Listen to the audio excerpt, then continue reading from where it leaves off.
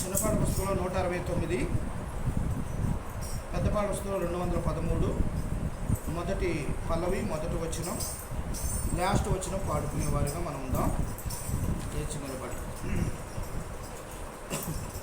భజింపరండి ప్రభు యేసుని ఆత్మ సత్యములతో, ప్రేమమయుని పరమ తండ్రిని భజింపరండి.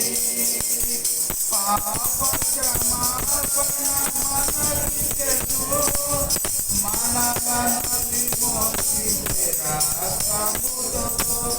పాప క్షమాపణ మనకిచ్చెను, మనలను విమోచించె రక్తముతో.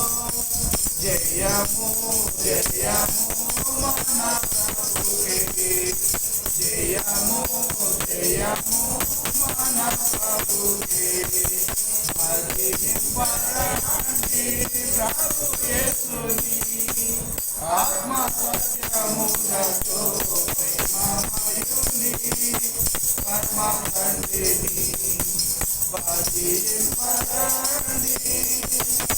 సంగము ప్రభుని సేవించెగా, సదాకాలమాయనతోనెప్పుడు. సంగము ప్రభుని చేరచేగా, సదాకాలమాయనతోనెప్పుడు. సాగిలా పాడిదము సృష్టికర్తకి, సాగిలా పాడిదము సృష్టికర్తకి. భజింపరండి ప్రభు యేసుని ఆత్మ సత్యములతో, ప్రేమమయుని పరమ తండ్రిని భజింపరండి.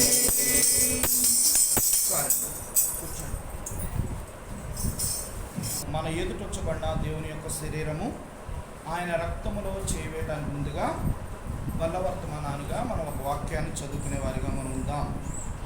మరి ప్రసంగి గ్రంథము 3వ అధ్యాయము మొదటి వచనాన్ని మనం మొదటగా చదువుకుందాం.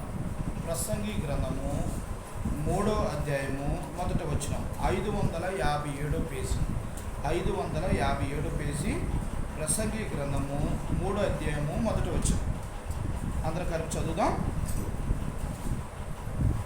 ప్రతి దానికి సమయము కలదు, ఆకాశము క్రింద ప్రతి ప్రయత్నములకు సమయము కలదు. మరొకసారి చదువుదాం. ప్రతి దానికి సమయము కలదు, ఆకాశము క్రింద ప్రతి ప్రయత్నములకు సమయము కలదు. దేవుని సమీపంగా చిన్న ప్రార్థన చేసుకుందాం. చూసినట్లయితే ప్రసంగి గ్రంథములో ఒక చక్కని మాట మనం చదువుకుంటూ వచ్చాం. ప్రతి దానికి సమయము కలదు, ఆకాశము క్రింద ప్రతి ప్రయత్నమునకు సమయం కలదు. చాలామంది ఈ ప్రతిదానికి సమయము లేదని కంగారు పడేవారిగా ఉంటారు, తొందరపాటు పడేవారుగా ఉంటారు, కంగారు పడేవారుగా ఉంటారు. ఏమైద్దో ఏంటో అని ఆతృత పడి వారి జీవితంలో ఇబ్బందులు పాల్గొయ్యేవారుగా ఉంటారు. కానీ దేవాది దేవుడు పరిశుద్ధ గ్రంథంలో రాయించిన మాట ఏంటంటే, ప్రతి దానికి సమయం కలదు. మనం కంగారు పడకూడదు. వివాహానికి, చదువుకి, మరి మనం ఏదైనా కొనుక్కోవాలన్నా, ఏదైనా అమ్మాలన్నా, ఏది చేయాలన్నా ప్రతి దానికి ఒక సమయం ఉంది. మరి మనం ప్రయత్నం చేసినప్పుడు కూడా ప్రతి ప్రయత్నానికి సమయం ఉంది. ఆ ప్రయత్నం రాకుండానే, ఆ సమయం రాకుండానే మనం కంగారు పడ్డామనుకో, మనం ఏమవుతాం? నష్టపోయేవారిగా ఉంటాం. ఆ పని చేస్తాము కానీ నష్టపోయేవారిగా ఉంటాం. దానికి ఉదాహరణగా ఒక చిన్న మాట మీకు చెప్పాలి. మా ఊడికి ల్యాప్టాప్ కావాలి. ల్యాప్టాప్ పొందామని మేము ఏం చేసాం? ప్రయత్నం చేసాం. ల్యాప్టాప్ ఇచ్చేంతవరకు మేము ఆగాలిగా, కంగారు ఎక్కువ. ఒక బ్రదర్ని అడిగితే ఎక్కడ సెకండ్ హ్యాండ్లో ఒకటి ఉంది, అది బాగుంటుంది అన్నారు. సరే అక్కడికి వెళ్ళాం. ఎవరిని సంప్రదించకుండా, ఎవరిని తీసుకెళ్లకుండా తొందరగా వెళ్ళి అక్కడికి డబ్బులు ఇచ్చేసి తీసుకొచ్చాం. ఇంటికి రాగానే ఒక 10 నిమిషాలు ఇలా స్టార్ట్ చేయగానే బ్యాటరీ మొత్తం దిగిపోయింది. చూసారా? మొత్తం 20,000ది మొత్తం బ్యాటరీ దిగిపోయింది. ఏం చేయాలి? ఆ? కంగారు. మనం ప్రయత్నం చేసేటప్పుడు 10 మందిని అడగాలి, సలహాలు తీసుకోవాలి, ఇది కరెక్టా కాదని దైవజనులను సంప్రదించాలి, దేవుని దగ్గర ప్రార్థన చేయాలి, ఇలాగా అన్నీ చెయ్యి ప్రయత్నం చేసి దేవుడు ఇచ్చేదాకా మనం ఆగి అప్పుడు తీసుకోవాలి.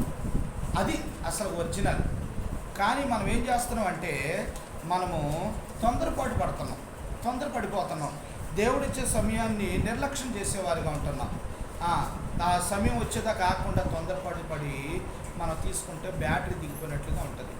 అప్పుడు ఆ వ్యక్తి మనకు తెలిసిన బ్రదర్ కనుక ఆ బ్రదర్కి ప్రాబ్లం చెప్తే ఆ బ్రదర్ తీసుకొని మళ్ళీ అమౌంట్ని రిటర్న్ చేశాడు. ఏది మనకు తెలిసిన బ్రదర్ కనుక. అదే కొత్త వాళ్ళు అనుకో మాకు సంబంధం లేదంటారు. సెకండ్ హ్యాండ్గా మీరు తీసుకెళ్ళేటప్పుడు చూసుకోవాలంటే మాకు సంబంధం లేదు, అది మరి మీరు చూసుకోవాల్సింది, మాకు సంబంధం లేదు, నేను అక్కడ కొన్నాను అలాగే ఇచ్చారని అంటాడు. అర్థమైందా? లాసిపోయాడేనా? కానీ ప్రభు కృపను బట్టి ప్రభు మళ్ళీ ఆ బ్రదర్ మనసు మార్చి మళ్ళీ ఆ డబ్బులు మాకు రిటర్న్ చేశాడు. తర్వాత కొత్త తీసుకున్నాడు అనుకోండి. చెప్తున్నా, ప్రతిదానికి ఒక సమయం వచ్చేదాకా మనం ఏం చేయాలి? వెయిట్ చేయాలి, కంగారు పడకూడదు. పెళ్ళి వివాహాల విషయాలతో అప్పుడు దాకా సైలెంట్గా ఉంటాం. పెళ్ళి చేయాలి అనుకున్నప్పుడు వెంటనే కంగారు పడిపోతాం. కంగారు పడిపోయి తొందరగా నిర్ణయాలు తీసుకొని తొందరగా వివాహాలు చేస్తాం. తర్వాత మనశ్శాంతి ఉండదు, ఇబ్బందులు, గొడవలు, ఇవన్నీ రకరకాల పరిస్థితులు వస్తాయి. మామూలుగా దేవుడు కలిగించింది అయితే ఆ దేవుడు సమాధానం ఇస్తాడు. పెద్దల్లో సమాధానం ఉంటుంది, మనలో సమాధానం ఉంటుంది. అవి కలిపేటట్లుగా చేస్తాడు. అందరూ ఒకే మాట మీద ఉండేటట్టుగా చేస్తాడు. అలా ప్రతి దానికి ఏముందట? సమయం ఉంది. 8 వచనాలు దీంట్లో రాశాడు. 8 వచనాల్లో దేనికి సమయం ఉందో చూడండి. ఒక మాట చదువుదాం. చూడండి. ప్రతి దానికి సమయము కలదు, ఆకాశము క్రింద ప్రతి ప్రయత్నముకు సమయం కలదు. పుట్టుటకు, సచ్చుటకు, నాటుటకు, నాటబడిందని పెరిగివేయుటకు, చంపుటకు, బాగు చేయుటకు, పడగొట్టుటకు, కట్టుటకు, ఏడ్చుటకు, నవ్వుటకు, దుఃఖించుటకు, నాట్యమాడుటకు, రాళ్లను పారవేయుటకు, రాళ్లను కుప్పగా చేయుటకు, కౌగిలించుట మానుటకు, వెతుకుటకు, పోగొట్టుకొనుటకు, దాచుకొనుటకు, పారవేయుటకు, చింపుటకు, కుట్టుటకు, మౌనంగా ఉండుటకు, మాట్లాడుటకు, ప్రేమించుటకు, ద్వేషించుటకు, యుద్ధము చేయుటకు, అలాగే చూడండి సమాధాన పడుటకు. చూసారా, ఇక్కడ 8 విషయాలు, 8 అధ్యాయాల్లో 8 వచనాల్లో దేవుడు మాట్లాడుతుంటాడు. అంటే ప్రతి దానికి కూడా చచ్చిపోవాలన్నా బ్రతకాలన్నా ప్రతి దానికి సమయం కలదు. కంగారు పడకూడదు. దేవుడిని నమ్ముకుని బిడ్డ ఎలా ఉండకూడదు? కంగారు పడకూడదు. అయితే ఆత్మీయులు, దేవుని ఎరిగిన బిడ్డలు, రక్షణ పొంది బాప్తిసం తీసుకున్న వారి బిడ్డలు అసలుకి ఏమేమి ప్రయత్నించాలి? మనం దేని కొరకు ప్రయత్నించాలి? ఆ సమయంలో దేవుడు ఇచ్చేటప్పుడు ఏమేమి ప్రయత్నించాలి మనం? ఆ ప్రయత్నాలు ఏంటి? ఆత్మీయులు ప్రయత్నించాల్సిన విషయాలు ఏంటి? ఏమేమి ప్రయత్నించాలి మనం? దేని కొరకు ప్రయాసపడాలి? దేన్ని చేయాలని ప్రభు చెప్తున్నాడు అనే అనుభవాలు కొన్ని అంశాలుగా మనం చూద్దాం. మొట్టమొదటి అనుభవం హెబ్రీయులకు రాసిన పత్రికలో ఒక మాట చూద్దాం.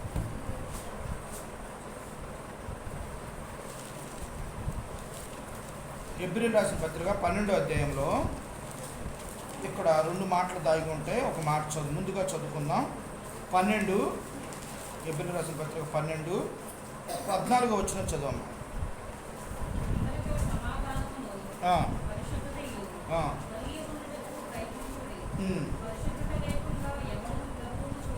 అది అర్థమైందండి. ఇక్కడ అందరితో సమాధానమును పరిశుద్ధతయు కలిగి ఉండుటకు ప్రయత్నించండి.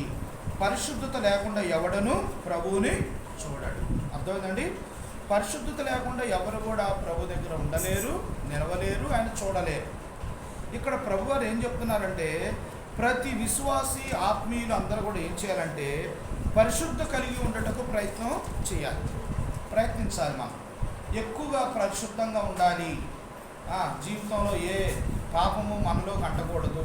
మనం ఎప్పుడు పరిశుద్ధంగా ఉండాలి, దేవునికి ఇష్టంగా ఉండాలి, దేవునికి దగ్గరగా ఉండాలి, దేవుని ప్రేమించాలి అనే విషయాలు మనం ఎప్పుడు కూడా ఏం చేయాలి? కలిగిన వారిగా ఉండాలి. అందుకనే ఆత్మీయులు ప్రయత్నించాల్సిన విషయాల్లో మొట్టమొదటి ఏంటంటే పరిశుద్ధత కలిగి మనము ఉండాలి. ప్రతి విశ్వాసి కూడా పరిశుద్ధత లేకుండా ఉండకూడదు. ఆత్మీయులు ఎవరైనా సరే మా పరిశుద్ధతను ఎప్పుడు కూడా పోగొట్టుకోకూడదు, జ్ఞాపకం చేసుకోవాలని ప్రభు పేట మీకు మనం చేస్తున్నాం. అదే వచ్చిన మళ్ళీ చదవమ్మా.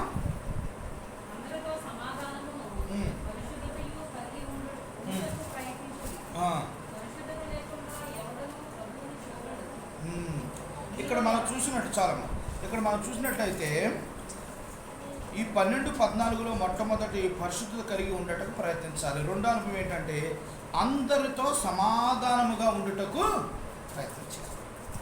అందరితో సమాధానం ఉండుటకు దేవుడు ఇందాక మనతో మాట్లాడుతూ వచ్చాడు ఆరాధన వర్తమానంలో, సమాధానం ఉండాలని, సమాధానం మనకి ఇచ్చాడని. అలాగే మనం కూడా ఇచ్చేయాలంటే ఆ సమాధానం అందరితో సమాధానం ఉండటానికి ప్రయత్నం చేయాలి. ఎవరితో విరోధాలు, మనస్పర్ధలు, విభేదాలు, కక్షలు మనం ఎవరితో ఉండకూడదు. అందరితో 100% అందరితో మనం ఏం చేయాలి? కలిసిపోవటానికి ప్రయత్నం చేయాలి, కలిసిపోవటానికి ప్రయత్నం చేయాలి. ప్రియమైన దేవుని బిడ్డలారా, ఎప్పుడైనా సరే మనం విభేదాలు, కక్షలు, కార్పణ్యాలు పెట్టుకున్నామంటే దేవుని యొక్క వాక్యాన్ని మనం నెరవేర్చే బిడ్డగా మనం ఉండలేము. అందుకనే అందరితో సమాధానం ఉన్నామా? మన ఇంట్లో సమాధానం ఉన్నామా? కుటుంబ సభ్యులతో సమాధానం ఉన్నామా? ఇరుగు పొరుగు వారితో సమాధానం ఉన్నామా? మన బంధువులతో, స్నేహితులతో సమాధానం ఉన్నామా? మరి మనకు తెలిసిన వారితో సమాధానం ఉన్నామా? మనం అందరితో సమాధానం ఉంటున్నామా? ఒకవేళ లేదు వాళ్ళతో నాకు ఏం పని లేదులే అని కక్షతో, విభేదాలతో ఉంటున్నామా? ఒక్కసారి ప్రభువారు ఏమన్నారంటే, నువ్వు దేవుని బిడ్డగా అయ్యావు, ఆయన రక్తంతో కడగబడిన బిడ్డవే, నీవేం చేయాలంటే అందరితో సమాధానం ఉండటానికి ప్రయత్నం చేయాలి, ప్రయత్నించాలి కూడా. యేసు ప్రభువారు అలా ఉన్నారు, అందరితో ప్రేమ కలిగి ఉన్నాడు, అందరితో సమాధానం కలిగి ఉన్నాడు, అందరితో సమాధానం కలిగి ఉన్నాడు. ఎవరిని కూడా విడిచిపెట్టలేదు, ప్రతి ఒక్కరిని కూడా ప్రేమించాడు, అందరితో చక్కని సమాధానం కలిగి ఉన్నాడు. మరి ఆ యొక్క యేసు ప్రభువుని సెలవేసినప్పుడు ఆయన దగ్గర ఉన్న ఒక బంట్రోతు ఏం చేశాడంటే, ఆయన చచ్చిపోయాడో లేదో అని ఆయన పొట్టలో పొడి చూశారట. ఇక్కడ పొడి చూస్తే ఆ యొక్క నీళ్లు, రక్తం కలిపి 2 చింది ఆయన మీద పడ్డాయట. పడిన వెంటనే ఆయనకు సమాధానం కలిగి వెంటనే మోకరించాడట. అయ్యో ప్రభువా, నిన్ను పొడిచిందని వెంటనే మోకరించేసాడట. చూసారా? అందరితో సమాధానం. చనిపోతున్నాడని తెలిసి కూడా, శిలువ మరణంలో యేసు ప్రభువారు ఉన్నాడు తెలిసి, ఏ శిష్యుడైన తన శిష్యుని పిలిచి యోహాన్ని వెంటనే ఆ తల్లిని ఆయనకి పురమాంచుతాడు. నా తల్లిని ఇక్కడ నుండి నీ దగ్గరే నువ్వే చూసుకో, సమాధానం ఉండు అని వాళ్ళతో మరి బాధ్యతగా చెప్తూ ఆయన యేసు ప్రభువారు అక్కడ కలవరసులో ప్రాణం పెడుతూ వచ్చారు. ప్రియమైన దేవుని బిడ్డారా, ఈ రోజున యేసు రక్తంతో కడగబడిన నీవు అందరితో పరిశుద్ధంగా, ముఖ్యంగా పరిశుద్ధత కలిగి ఉండాలి. రెండోది, అందరితో ఏం కలిగి ఉండాలి? సమాధానము కలిగి ఉండాలని ప్రభు పేట మీకు మనం చేస్తున్నాను. అలాగే ఇంకొక మాట చూద్దాం, చూడండి, ఇంకో మాట చూద్దాం. 122వ కీర్తన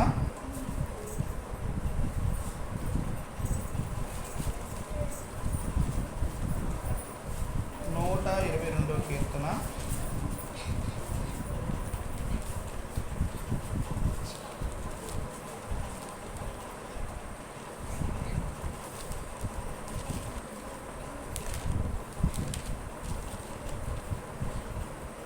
122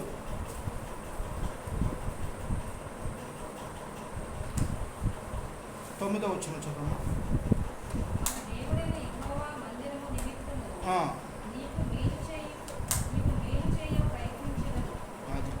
ఇక్కడ మూడో అనుభవం ఏంటంటే, అందరితో యుక్తంగా చూడండి, ఆ మందిరము నిమిత్తము మేలు చేయుటకు ప్రయత్నం చేయాలి అని ప్రభువు ఇక్కడ చెప్తున్నారు.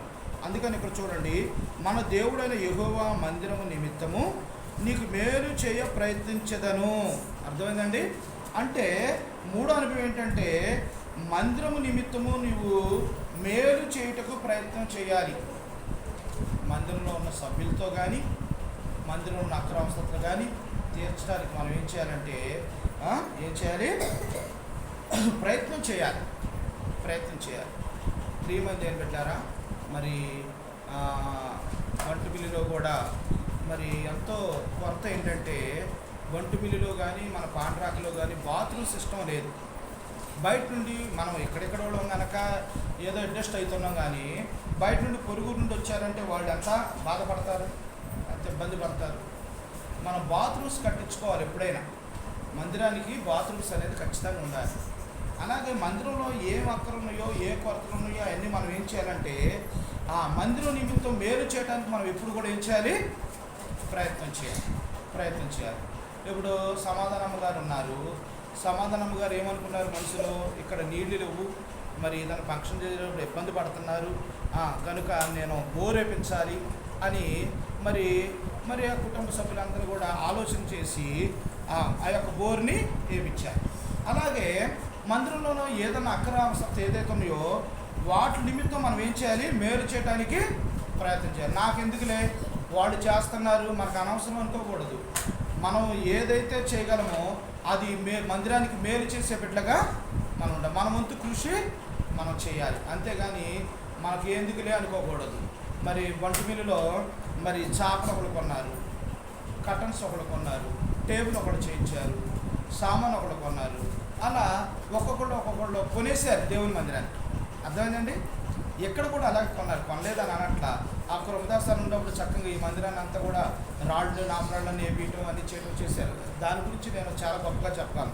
అయితే నేను అనేది ఏంటంటే మందిరం నిమిత్తం మేలు చేయడానికి ఎప్పుడు ప్రయత్నం చేయాలి. మనం మందిరానికి ఏం చేస్తున్నాం, మందిరంలో ఉన్న అవసరతలు అక్కర్లు తీర్చడానికి ప్రయత్నం చేస్తున్నామా, మందిరంలో ఉన్న సభ్యులకు మేలు చేస్తున్నామా అనేది ఒకసారి మనం ఏం చేయాలి, ప్రయత్నం చేయాలి. మనం ఒకసారి ఆలోచన చేసుకోవాలి. ప్రియమైన దేవుని బిడ్డారా, ఈ రోజున మరి నీవు నేను మనందరం కూడా మందిరం నిమిత్తం మేలు చేయడానికి ప్రయత్నము చేయాలి. జ్ఞాపకం చేసుకోండి, మందిరంలో ఏది అక్కర ఉందో మీకు తెలుసు, దాని కొరకు ప్రార్థన చేయండి. దేవుడే మనసు ప్రేరేపణ చేస్తాడు. అది దేవుడు ఇచ్చే సమయంలో ప్రతిదానికి ఒక సమయం ఉందన్నాడు కదా, ఆ సమయంలో దేవుడు జరిగిస్తూ వస్తాడు. కనుక అలాగ ప్రార్థన చేసుకోవాలి. అలాగే 4 అనుభవం చూద్దాం. చూడండి, సామెతల గ్రంథము 15వ అధ్యాయం చూద్దాం. సామెతలు 15వ అధ్యాయము 28వ వచనం చూద్దాం. 15:28.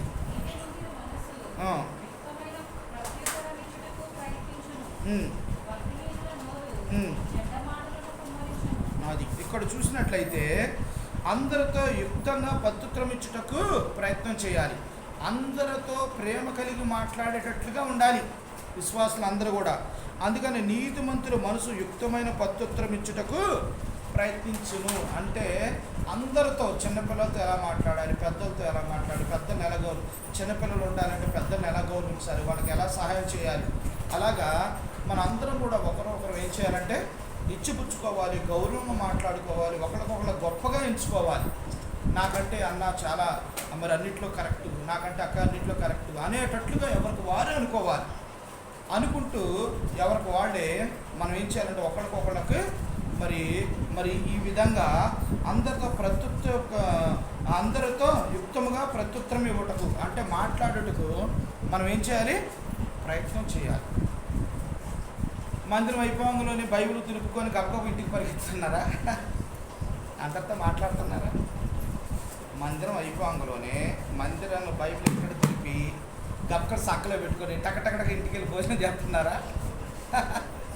అలా ఉండకూడదు. అందరితో మాట్లాడాలి, చక్కగా మాట్లాడాలి, వాళ్ళ యోగక్షేమం తెలుసుకోవాలి. తెలుసుకోపోయిన అక్క ప్రైజ్లాడక్క పని ఉందక్క వెళ్తున్నాను అని మాట్లాడాలి. అంతేగాని నా పని అయిపోయింది, వాక్యం విన్నాను, టైం అయిపోయింది అని పరిగెత్తకూడదు. అందరితో ప్రత్యుత్తరం ఇవ్వాలి, అందరికి ప్రైజ్లాడు చెప్పాలి, అందరితో చక్కగా మాట్లాడాలి. బ్రదర్స్ అయితే మేము అందరం సెకండ్లు ఇచ్చుకొని ప్రైజ్లాడు చెప్పుకోవాలి, స్త్రీలు అయితే అందరూ ప్రైజ్లాడు చెప్పుకోవాలి, అందరితో ఒకళ్ళొకళ్ళు యోగక్షేమాలు తెలుసుకోవాలి, ఇలాగ చేసుకోవాలి. అంతేగాని మనం ఎవరికి వాళ్ళే ప్రార్థన అయిపోయింది, మనం ఆరాధన అయిపోయింది, మనం వెళ్ళిపోతాం, మనకు అవసరం లేదనుకో. అందరూ దేవుని పని చేయాలి, దేవుని సాపం చుట్టాలి, దేవుని సామాను సర్దాలి, అందరూ పని అయిన తర్వాత అందరూ కలిసి వెళ్ళాలి. అది అసలుకి అందరితో కలిసి అలాగ ఉండాలన్నమాట. అందుకని అందరితో యుక్తముగా ప్రత్యుత్తరం ఇవ్వడానికి ప్రయత్నం చేయాలి మందిరంలో. అంతేగాని నేను అయిపోయిందని పరిగెత్తకూడదండి. ప్రియమైన దేవుని బిడ్డలారా, ఒక సంఘాన్ని నేను చూశాను. ఆ సంఘంలో దైవజనుడు వాక్యం అయిపోయిన తర్వాత మీరు నమ్మరు, ఖచ్చితంగా పైన అనమాట గబ్బు అందరూ స్టేజీ దిగొచ్చి ఎదరికొచ్చి మెట్లు కాడ నుంచుంటాడు. నుంచొని అందరికి ప్రైజ్లాడన్న బాగున్నారా అని అందరికీ ఎల్లోని అందరితో మాట్లాడతారు. వాళ్ళు ఏమనుకుంటారు, విశ్వాసులు, అన్న నాతో మాట్లాడాడు, అక్క నాతో మాట్లాడింది. అక్క ఏమో స్త్రీల గుడికి వెళ్ళి, బ్రదర్స్ ఏమో ఇటు, అక్కోళ్ళు అట్టు వెళ్తుంటారు, బ్రదర్స్ ఇటు వెళ్తుంటారు. బ్రదర్కి వెళ్ళి సేవకులు మాట్లాడుతారు, స్త్రీలకి వెళ్ళి సిస్టర్ మాట్లాడుతుంది. అలాగ అందరూ ప్రైజ్లాడు చెప్పాలి. మనకు అవన్నీ చాలా వరకు తగ్గిపోయి ఎవరి పనులు వాళ్ళే, ఎంత బిజీ లైఫ్, తొందరగా వెళ్ళిపోవాలి, తొందరగా అయిపోవాలి అనేటట్లుగా ఉంటున్నాం.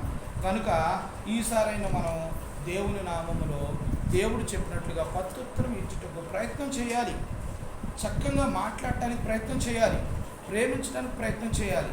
ప్రియమైన ఈ రోజు నుంచి అలా ఉండాలని ప్రభు పేరట మీకు మనవి చేస్తున్నాను. ఇది ఎన్నో అనుభవం? 4 అనుభవం.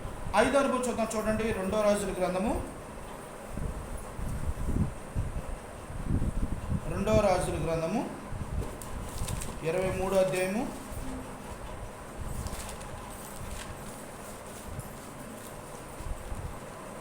24వ వచనం. 23-24 చదువున్నాను.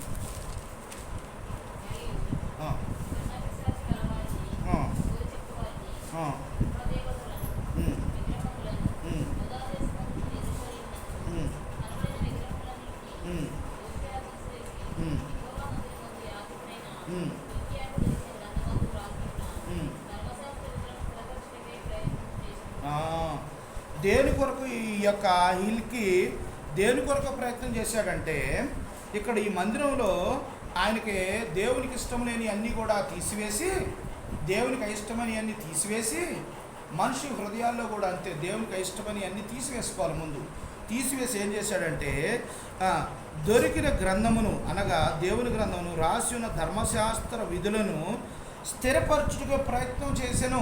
అర్థమైందండి? దేవుని వాక్యములో ఉన్నది ఉన్నట్టుగా చదవటానికి, అనుసరించడానికి ప్రయత్నం చేశాడట. మరి నువ్వేం ప్రయత్నం చేస్తున్నావు? నేనేం చేస్తున్నా? మనం ఎలా ఉన్నాం?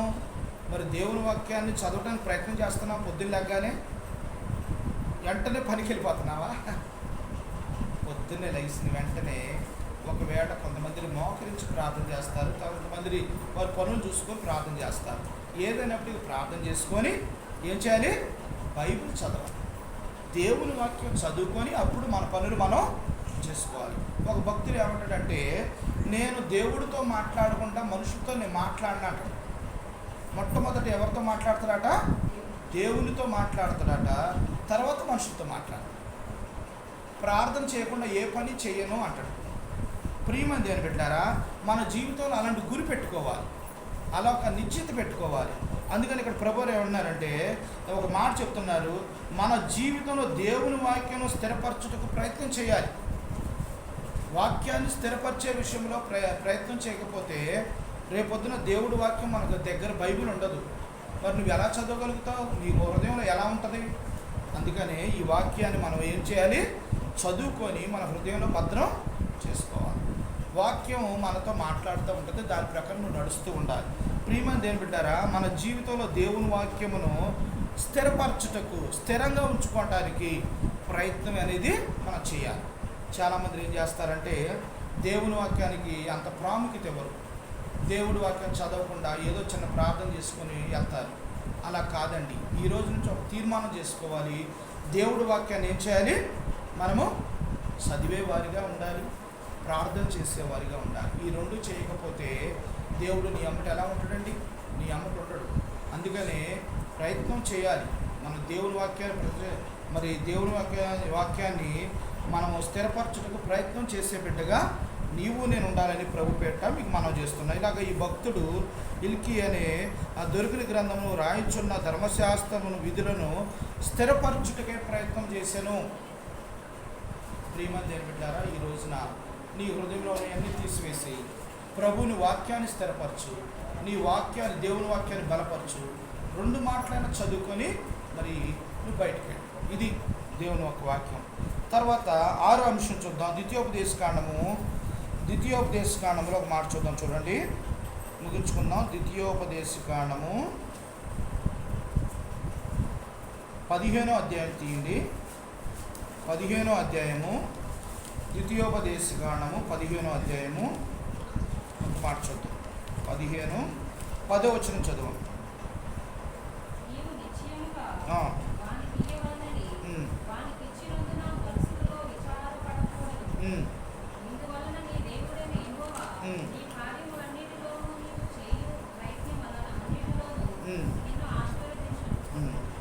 అమ్మా 7వ వచనం చదువున్నాను.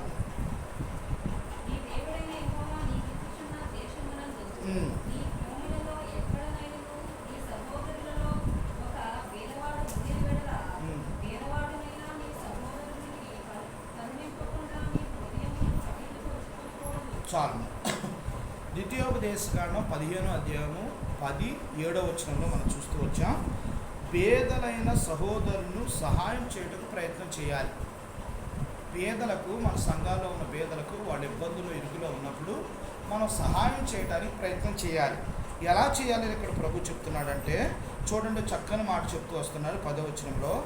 నీవు నిశ్చయముగా వానికి ఇవ్వవలెను, వానికి ఇచ్చినందుకు మనసులో విచారించకూడదు. అర్థమైందండి? గప్పని 10 రూపాయలు ఇచ్చావు అడుక్కునే అతనికి, అరే పంచనే 10 రూపాయలు ఎత్తే సరిపోయేదే, ఆ 10 ఉంటే నాకు మిగిలేదే అని మళ్ళీ మనం వెనక్కి పీక్కోకూడదు. మనస్ఫూర్తిగా ఇవ్వాలి. ఏది చేసినా మనస్ఫూర్తిగా ఇవ్వాలి. చూడండి ఇక్కడ ప్రభువారు అదే చెప్తున్నారు. నీవు నిత్యముగా వానికి ఇవ్వవలెను, వానికి ఇచ్చినందుకు నీ మనసులో విచారించకూడదు. ఇందువలన నీ దేవుడైన యెహోవా నీ కార్యములన్నింటిలో నీవు చేయు ప్రయత్నాలన్నింటిలో నిన్ను ఆశీర్వదించు. అర్థమైందండి? నువ్వు ఇచ్చిన దానికి దేవుడికి ఇచ్చావు, దేవుడికి ఇచ్చా, ఆ ఫ్యాన్ నేనే ఇచ్చాను 10 అందరికి చెప్పకూడదు. దేవుడికి ఇచ్చావు అంతే, అది దేవుడిది, ఇక నీది కాదు. అది దేవుడి చేతిలో పెట్టావు, ఇక మర్చిపోవాలి. అది నేనే ఇచ్చా, ఇది నేనే అంటే ఏది కూడా మనం చెప్పుకోకూడదండి. చెప్పుకుంటే మన ప్రతిఫలం ఉండదు, అక్కడితో అయిపోతుంది. అందుకనే ఏది ఇచ్చినా కూడా మనం ఏం చేయాలంటే ఇక్కడ ప్రభు చెప్తున్నాడు కదా, మనము విచారించకూడదట. చాలామంది ఏం చేస్తారంటే విచారిస్తుంటారు. అరే నేను అది ఇచ్చానే, అబ్బాయి అది ఇవ్వకపోతే బాగుండేది, నాకు అది ఉంటే నాకు ఎప్పుడు అవసరం అయ్యేది అని అనుకోకూడదు. మనము దేవునికి ఇచ్చేసాం, పేదవాడికి ఇచ్చేసాం, పేదవాడికి ఇచ్చిన తర్వాత మరి వెనక్కి ప్రియమైన దేవుని బిడ్డలారా, అలాగే పేదలైన నీ సహోదరులకు సాయం చేయడానికి నువ్వు ఏం చేయాలి? ఎప్పుడు కూడా ప్రయత్నం చేయాలి. నీకు ఉన్న దాంట్లోనే 10 రూపాయలు ఉంటే, ఒకవేళ నీకు ఇవ్వాలని మనసు ఉంటే ఒక 5 రూపాయలు, లేకపోతే 1 రూపాయి, లేకపోతే 2 రూపాయలు, ఎంతో కొంత నీకు తోసింది సహాయం చేయి. అంతేగాని నువ్వు వెనక్కి వెళ్ళకూడదు. సహాయం చేయడానికి మరి ముందు ఉండాలని ప్రభు పెట్టదు. అందుకనే క్రీస్తు ప్రేమని మన సహాయం రూపంలో క్రియారూపంగా మనం చూపించాలి. మదర్ తెరెసా గారు తెలుసుగా? మదర్ తెరెసా గారు ఆమె ఒక యువరాణి. బ్రిటిష్ దేశంలో ఒక యువరాణి. ఇలాగే దేవుడి సేవకుడు చెప్తుంటే వాక్యం విని తీర్మానం చేసుకుందాట, పేద ప్రజలకు ఎట్టయినా నేను సహాయం చేయాలి, వాళ్ళకి నేను దేవుని సువార్త ప్రకటించాలి, దేవుని ప్రేమ రుచి చూపించాలి అనుకుందాట. అనుకొని ఆమె కాలు కింద పడితే పాలరాయి మీద కాలు కింద పెట్టింది. మళ్ళీ ఏసీ కారులో ఎక్కింది. ఏసీ రూమ్లో ఉంటుంది, ఒళ్ళు కందదు, ముట్టుకుంటే మాసిపెట్టేట్లుగా ఉంటుంది. ఆమె కలకత్తాలో ఒక ఎర్ర టెండలో కారు మీద దిగి మురికి వాడలోకి దిగిందాట. ఎక్కడ? వాడలోకి. అక్కడికి వెళ్తే అందరూ కుష్టి వ్యాధిగ్రస్తులు ఉన్నారట, పిల్లలతో సహా కుష్టి వ్యాధిగ్రస్తులు ఉన్నారట. వాళ్ళందరూ కూడా నసికారుతూ చాలా పురుగు అది ఏగరాలుతూ చాలా ఇదిగా ఉంటే వాళ్ళని చూసి కనికర పడ్డదట. అరే నా ప్రభు అయితే ఇలా ఉంచడే, మనం వాళ్ళకి సహాయం చేద్దామని వెళ్ళి ఏం చేసి తెలుసా, పిలిచి పిల్లల దగ్గర పిలిచి ఆ యొక్క సబ్బు నీళ్ళతో శుభ్రంగా కడిగి ఆయిల్మెంట్ రాసి కట్లు కట్టిందట. కట్లు కట్టి చేతులు శుభ్రం కడుక్కొని వాళ్ళని అన్నం తీసుకురమ్మని, అన్నం తీసుకొచ్చిన తర్వాత కలిపి ఆ పిల్లలకు ముద్ద పెట్టి, ఒక ముద్ద ఏం చేసిందో తెలుసా, ఆమె తినేదాట. అర్థమైందా? మనమే పక్కన వాళ్ళు తినాలంటేనే కొద్దిగా అసహ్యంగా ఉంటుంది కదా, కానీ ఆమె తల్లి కంటే ఎక్కువగా ప్రేమించింది బిడ్డల్ని. ఒక ముద్ద కలిపి ఆ బిడ్డకి పెట్టి ఒక ముద్ద తను తినేదాట. ఎంతగా ప్రేమించిందో చూడండి. అంటే భేదాభిప్రాయాలు చూపించాలి, అక్కడ దేవుని ప్రేమ చూపించింది. అర్థమైందండి?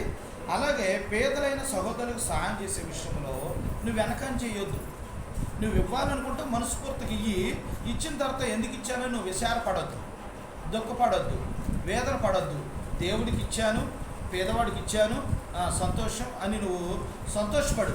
అంతేగాని ఇచ్చానని పదే పదే అనకూడదు. ఎందుకంటే నువ్వు ఇచ్చింది ఎవరికి? పేదవాళ్ళకి.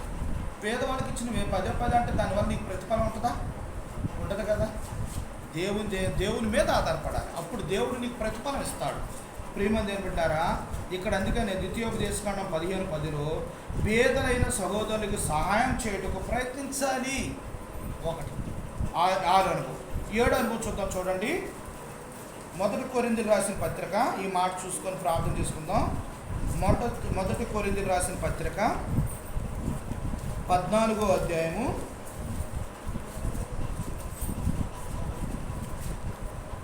12వ వచనం చదవండి.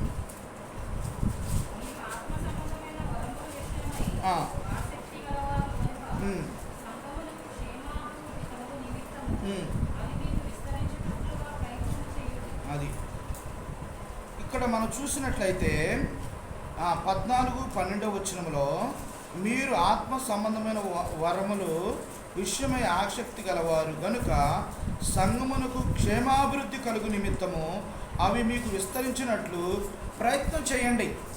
మనం ఏం చేయాలి? కృపావరములలో మనం ప్రయత్నం చేయాలి. కృపావరం అంటే ఏంటి?